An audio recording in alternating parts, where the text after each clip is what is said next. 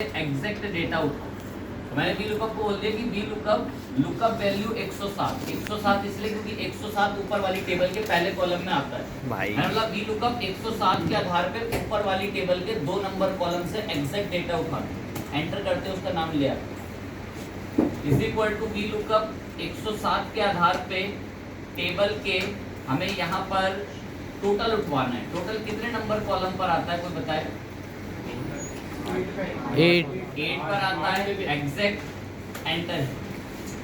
We lookup 107 के आधार पे इस टेबल के 9वें कॉलम से एग्जैक्ट डेटा उठा as it is.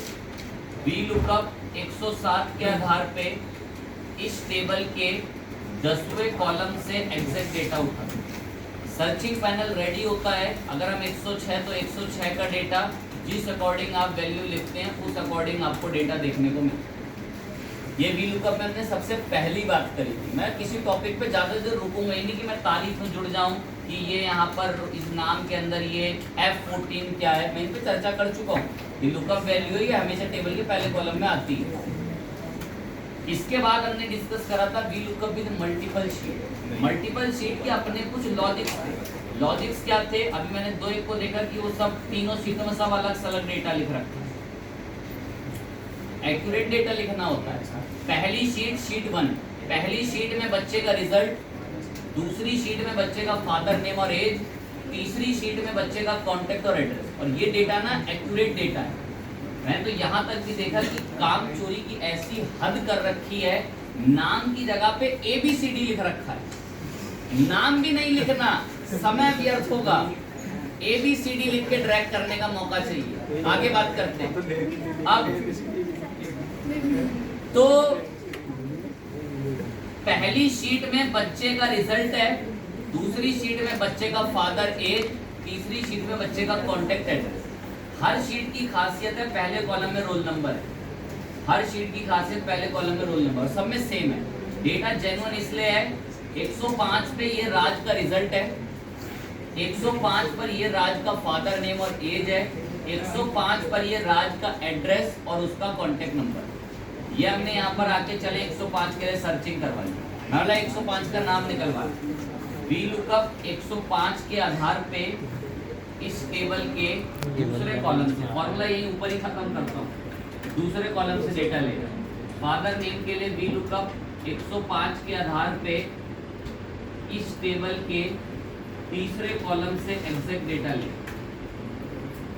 Is equal to V lookup 105 के आधार पे इस टेबल के चौथे कॉलम से एग्जैक्ट डेटा ले। वी लुकअप 105 के आधार पे तीसरे कॉलम से डेटा ले। रेफरेंसिंग रहती है तो मैं पेस्ट भी कर दूंगा तो भी आ जाएगा उसका एड्रेस।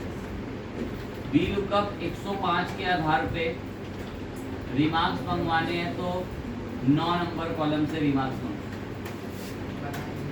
एज इट इज करके पेस्ट परसेंटेज रेट।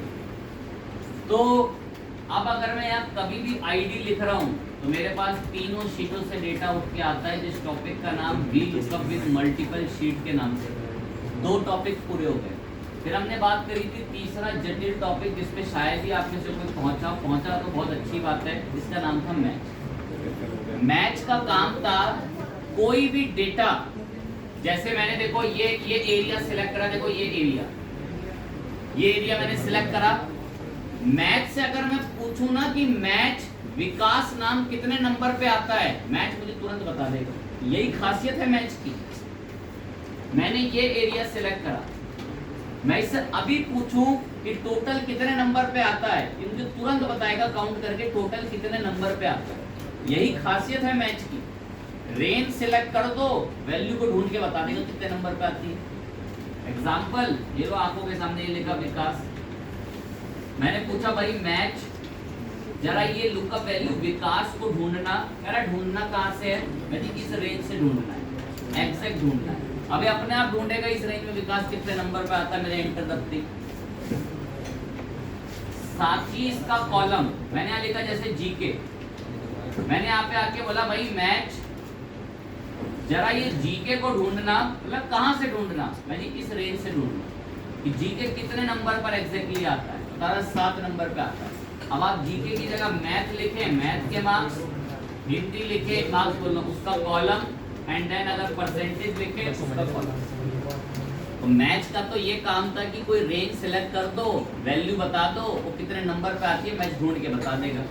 106 वाले बच्चे का नाम निकालना है वी लुकअप से, और मैंने लगाया वी लुकअप। मैंने बोला वी लुकअप 106 के आधार पे इस टेबल के दूसरे कॉलम से एग्जैक्ट डेटा उठाओ। अपने आप 106 वाले बच्चे का नाम लाए, 103, 103, 102, 102, 108, जो मर्जी आप वैल्यू बता रहे हैं उसका आपको डेटा जो है ये लाकर देता है। ओके बात है। अब मैं कम से कम 5 से 4 क्वेरियां पूछूंगा और फिर अपने आप मैच की तरफ बढ़ जाएंगे।